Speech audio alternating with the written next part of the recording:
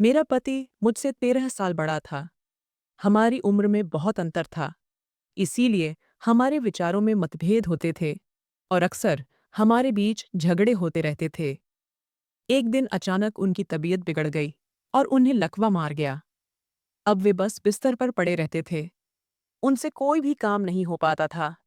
इस बात का उन्हें बहुत दुख होता और वे रोते रहते। रोते रोते वे बार बार स्टोर रूम की ओर देखते और कुछ इशारा करते। उनकी बातों पर ध्यान देकर मैं उस स्टोर रूम में जाती, पर वहां मुझे कुछ भी अजीब नहीं दिखता था। काफी दिन बीत गए, लेकिन उनकी तबीयत में कोई सुधार नहीं हुआ। फिर एक दिन अचानक मेरे पति का निधन हो गया। मुझ पर दुखों का पहाड़ टूट पड़ा, लेकिन मैंने खुद को किसी तरह संभाला। उनके गुजरने के 15 दिन बाद एक दिन सोचते सोचते मुझे अचानक याद आया कि वे हमेशा उस स्टोर रूम की ओर देखकर कुछ इशारा करते थे।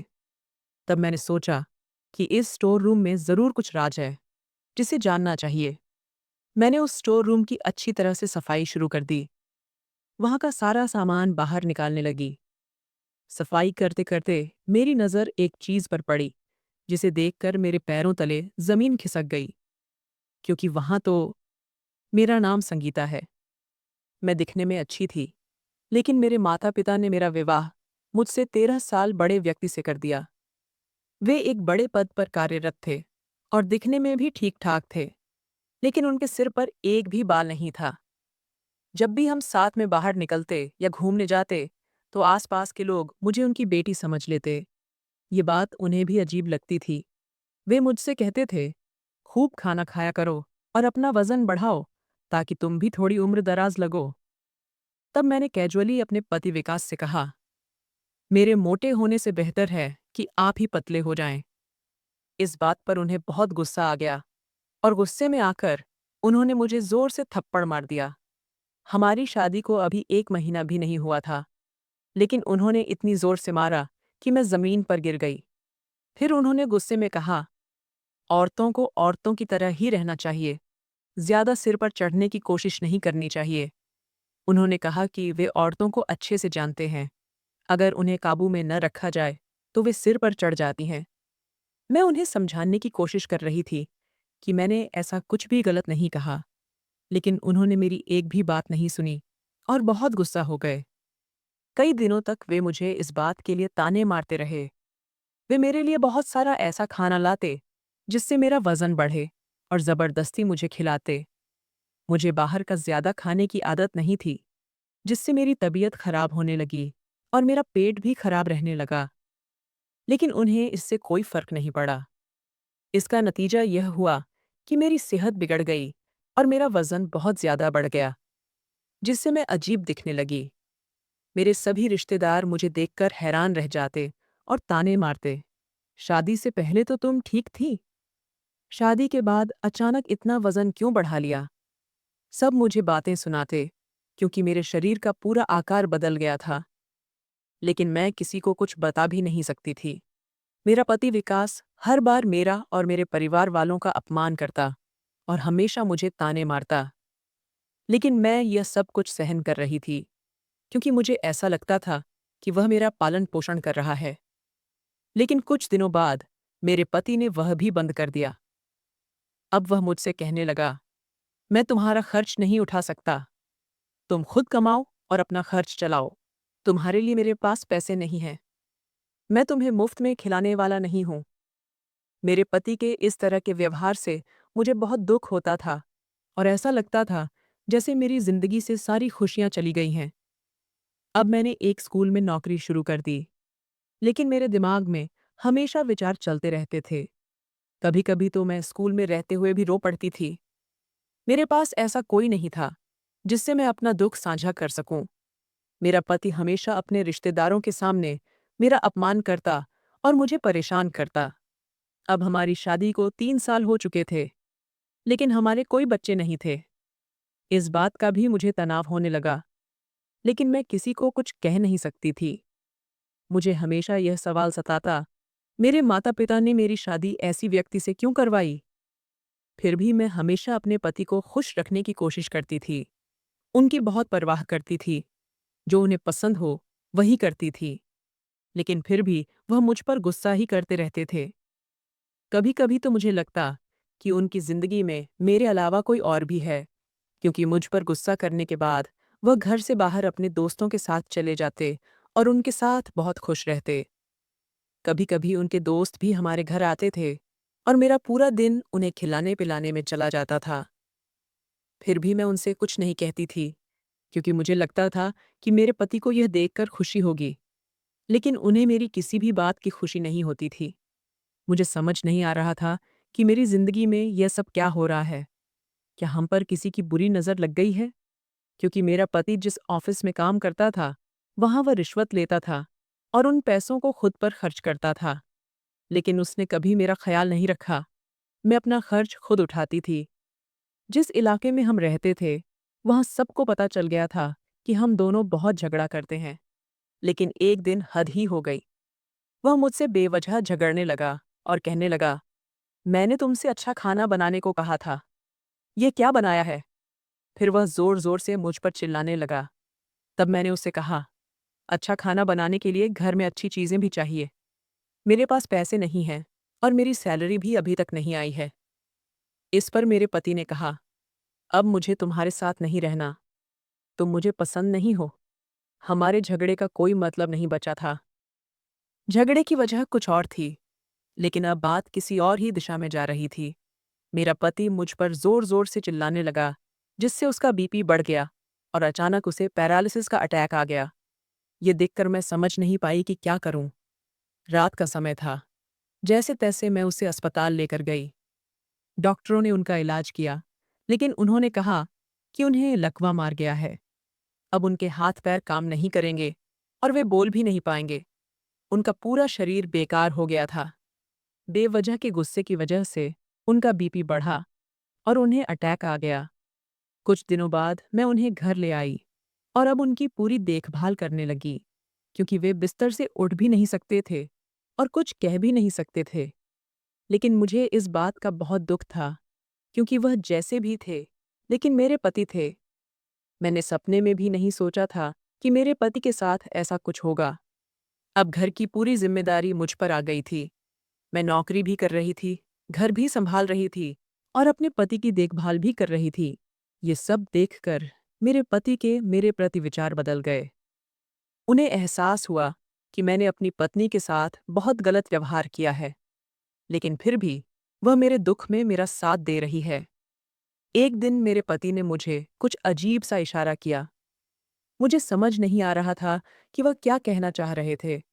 वह सामने वाले स्टोर रूम की ओर इशारा कर रहे थे, लेकिन इसका क्या मतलब था, ये मुझे समझ में नहीं आ रहा था। फिर भी जब मैंने उनसे पूछा, क्या उन्हें उस स्टोर रूम में जाना है, तो उन्होंने मना कर दिया। जब मैं नौकरी पर जाती थी, तो घर में कोई नहीं रहता था, इसलिए मैंने एक महिला, कमला, को काम पर रख लिया था, क्योंकि मैं नौकरी नहीं छोड़ सकती थी। अगर मैंने नौकरी छोड़ दी होती, तो घर का खर्च कौन चलाता? मेरे पति के पैसों के आने में समय लगने वाला था। कई दिन बीत गए, लेकिन उनके पैसे अब तक नहीं मिले थे। जब वह स्वस्थ थे, तो पैसों के लिए उनके ज्यादातर रिश्तेदार उनके पास आते थे। लेकिन आज जब उनकी हालत खराब हो गई थी, तो कोई भी उनसे मिलने नहीं आ रहा था। अब उन्हें यह समझ में आ गया था कि बुरे समय में किसी ने भी उनका साथ नहीं दिया। सिर्फ उनकी पत्नी ही उनके साथ खड़ी रही। अब वह रोज उस स्टोर रूम की ओर इशारा करने लगे और अब तो उन्हें रोना भी आ जाता था। उन्हें इस हालत में देखकर मुझे भी बहुत बुरा लगता था, क्योंकि मेरे लिए उनकी इतनी बुरी स्थिति देखना बहुत कठिन था। शादी के 3 सालों में उन्होंने मुझे कभी सुख नहीं दिया, बल्कि बहुत तकलीफ थी। लेकिन मैंने उन्हें माफ कर दिया, क्योंकि उन्हें उनके कर्मों की सजा मिल चुकी थी। अब वे रोते रहते और बार बार उस स्टोर रूम की ओर इशारा करते। मैं जाकर देखती, लेकिन मुझे वहां कुछ भी नहीं मिलता। मुझे ऐसा लग रहा था कि वहां उनकी कोई चीज है। एक दिन अचानक उनकी चचेरी बहन राधा हमारे घर आई। उसने अपने भाई से कुछ भी पूछे बिना सीधा मुझसे बातचीत शुरू की और मेरे पति के पैसों के बारे में पूछने लगी। तब मैंने उसे बताया, मैं रोज पूछताछ कर रही हूं, लेकिन अभी तक पैसे नहीं मिले हैं। इस पर वह कहने लगी, तुम्हारे पति के पास बहुत सारे पैसे होंगे, तुम इतने पैसों का क्या करोगी? मैंने जवाब दिया, जब पैसे मिलेंगे तो मैं अपने पति का शहर में जाकर अच्छे से इलाज करवाऊंगी। तब वह कहने लगी, शायद तुम्हारे पति ने दूसरी शादी कर ली होगी। मैंने कहा, मुझे इस बारे में कुछ भी जानकारी नहीं है, लेकिन मेरा पति मुझे घर खर्च के लिए भी पैसे नहीं देता था।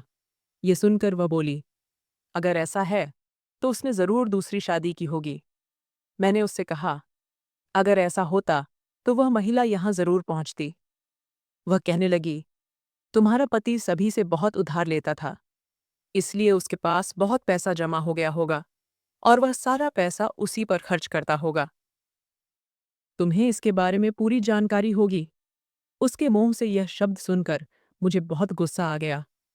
मैंने उससे कहा, मैं खुद नौकरी करती हूँ और अपना खर्च खुद उठाती हूँ। मैं महीने भर काम करके 300 का कमाती हूँ और वह पूरा पैसा घर खर्च में लगाती हूँ। अगर तुम्हें मेरे पति के पैसे चाहिए तो खुद जाकर ढूंढो, और अगर उनकी दूसरी पत्नी मिल जाए तो मुझे भी बताना। ये सुनकर वह बोली, तू बहुत उद्दंड है। तेरे पति का स्वभाव भी ऐसा ही था, इसलिए आज वह ऐसी अवस्था में पड़ा है। हो सकता है कि कल तेरी भी यही हालत हो। उसकी बात सुनकर मुझे बहुत आश्चर्य हुआ। मैं सोचने लगी कि इस दुनिया में कैसे लोग रहते हैं जो किसी को भी नहीं छोड़ते। मैंने उसे कहा, तू यहाँ से चली जा, और वह वहाँ से चली गई। मैंने जो कुछ हुआ वह सब अपने पति को बताया। उन्हें सब समझ में आ रहा था और वह रोने लगे। वह मुझसे कुछ कहना चाहते थे, लेकिन बोल नहीं पा रहे थे। मैंने उन्हें दोबारा डॉक्टर के पास ले जाने का निर्णय लिया। डॉक्टर ने उन्हें जांचा और कहा, इनके ठीक होने की संभावना बहुत कम है। आगे सब भगवान की मर्जी पर निर्भर करता है। अगर आपको कोई हो तो आप किसी और डॉक्टर से भी दिखा सकते हैं। डॉक्टर हर महीने आकर उनका चेकअप करते थे, लेकिन उनकी तबीयत में कोई सुधार नहीं हो रहा था। लेकिन मेरा पति बार बार उसी स्टोर रूम की ओर इशारा कर रहा था। एक दिन सुबह जब मैं उन्हें नाश्ता कराने के लिए उठाने गई तो वह उठे ही नहीं। मैंने उन्हें जगाने की बहुत कोशिश की, लेकिन फिर मुझे एहसास हुआ कि वह इस दुनिया में नहीं रहे। उन्हें इस हालत में देखकर मेरे पैरों तले जमीन खिसक गई। मैंने तुरंत डॉक्टर को फ़ोन किया। डॉक्टर ने उनकी जांच की और उन्हें मृत घोषित कर दिया। डॉक्टर बोले, उनके लिए यही अच्छा हुआ, क्योंकि वह कभी ठीक नहीं हो सकते थे और बहुत तकलीफ में थे। ये सुनकर मुझे गहरा सदमा लगा और मैं फूट-फूट कर रोने लगी, क्योंकि वह जैसे भी थे, लेकिन मेरे पति थे। मैंने उनके संस्कार की सारी विधियां पूरी की। मैं घर में ही रह रही थी और मेरे साथ एक काम वाली बाई कमला थी, जो घर के सारे काम कर रही थी। मेरे पति के निधन के बाद मेरा किसी भी काम में मन नहीं लग रहा था। एक दिन किसी ने दरवाज़ा खटखटाया और कामवाली ने मुझे बताया कि आपसे मिलने के लिए एक महिला आई है। मैंने उससे पूछा कि उसका नाम क्या है और वह कौन है, क्योंकि मैं उस महिला को नहीं जानती थी। जब मैंने उससे पूछताछ की तो उसने कहा, मैं तुम्हारे पति की दूसरी पत्नी प्रिया हूँ। अब वह मर चुका है और मैं अपना हिस्सा मांगने आई हूँ। तुम्हारे पति ने 2 साल पहले मुझसे शादी की थी और हमारा एक बेटा भी है। मैं उसके हक के लिए यहाँ आई हूँ। उसकी बात सुनकर मुझे अपनी चचेरी ननद राधा की याद आई, क्योंकि वह जो कुछ भी कह रही थी वह गलत नहीं था। मैंने उस महिला से कहा, तुम्हें एक विवाहित पुरुष से शादी करते समय शर्म नहीं आई? वह बोली, इसमें मेरी कोई गलती नहीं है। तुम्हारा पति तुम्हें पसंद नहीं करता था। उससे मैं पसंद थी, इसलिए उसने मुझसे शादी की। तब मैंने उससे कहा, सुंदर तो मैं भी थी, लेकिन मेरे पति ने जानबूझकर मुझे वजन बढ़ाने के लिए कहा और मैं समय से पहले ही बूढ़ी दिखने लगी। वह बोली, अब इन बातों का कोई महत्व नहीं है, मुझे सिर्फ मेरा हिस्सा चाहिए। तब मैंने उससे कहा, मेरे पति मेरे लिए कुछ भी छोड़कर नहीं गए हैं। मैं अपना खर्च खुद अपनी कमाई से चला रही हूँ। जब उनके पैसे मिलेंगे तो उसमें से आधा हिस्सा मैं तुम्हें दूंगी, और यह घर भी किराए का है। इसका किराया मैं भर रही हूँ।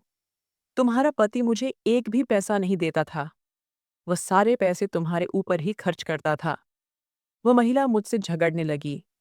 वह मेरे घर में आकर पूरे घर की तलाशी लेने लगी, जिससे मेरा दिल तेजी से धड़कने लगा और मुझे उस पर गुस्सा भी आ रहा था। वो महिला बहुत अभद्र थी। जब उसे घर में कुछ नहीं मिला, तो वह घर से चली गई और मुझसे कहने लगी कि वह मुझ पर नज़र रखेगी और जब भी मुझे पैसे मिलेंगे, वह उन्हें लेने आएगी। उसके जाने के बाद मेरी काम वाली बाई कमला मुझसे कहने लगी कि वह उस महिला को अच्छी तरह से जानती है। वह एक बिगड़ी हुई महिला है। अमीर लोगों को धोखा देना और उनसे पैसे लेना उसका धंधा है। उसे बहुत से लोग जानते हैं। मैंने उससे कहा, मेरे जीवन में कुछ भी अच्छा नहीं हो सकता। पहले मुझे मेरे पति ने परेशान किया और उनके जाने के बाद अब यह महिला। इस तरह दिन पर दिन बीतते गए और मैं सोच रही थी कि मेरे पति ने मेरे साथ ऐसा क्यों किया। मैं तो उनसे दिल से प्यार करती थी और मैं दिखने में भी अच्छी थी। फिर भी मैं उनके मन में जगह नहीं बना पाई। अब मुझे बहुत तनाव होने लगा। मैं अभी भी जवान थी, लेकिन मुझे दूसरा विवाह नहीं करना था। अब मैं सिर्फ शांति से अपना जीवन जीना चाहती थी। मेरे पति के पैसे अभी भी नहीं मिले थे और उनकी दूसरी पत्नी मुझे फ़ोन करके परेशान कर रही थी। अब मेरे सारे पैसे खत्म हो गए थे। इसलिए मैंने काम वाली बाई से कहा, आज से तुम काम पर मत आना, क्योंकि तुम्हें देने के लिए मेरे पास पैसे नहीं हैं। तब वह काम वाली बाई मेरे लिए अपने घर से खाना लेकर आई और मुझसे कहने लगी, आप बहुत अच्छे हैं, लेकिन मैं आपको सिर्फ इतना ही दे सकती हूँ। तब मुझे बहुत अच्छा लगा। यदि हम किसी के साथ अच्छा व्यवहार करते हैं, तो बुरे समय में भी वे हमारी मदद करते हैं। मैंने उससे कहा, यदि मेरी स्थिति बेहतर हो जाती है, तो मैं तुम्हें फिर से काम पर रखूंगी और तुम्हारी मदद करूंगी। मेरे पति के ऑफिस वाले भी मुझे पैसे नहीं दे रहे थे। शायद वे उन पैसों को हड़प करना चाहते थे। एक दिन मुझे याद आया कि मेरे पति बार-बार उस स्टोर रूम की ओर इशारा कर रहे थे। नौकरानी नहीं थी। मैंने घर की सफाई शुरू की। सफाई करते समय मैंने दीवार पर लगी फोटो फ्रेम हटाई और उसके पीछे देखा, तो मेरे पैरों तले जमीन खिसक गई। कुछ समय के लिए तो मुझे विश्वास ही नहीं हुआ। उस फ्रेम के पीछे एक तिजोरी बनी हुई थी। जब मैंने तिजोरी खोली, तो उसमें बहुत सारे पैसे और गहने थे।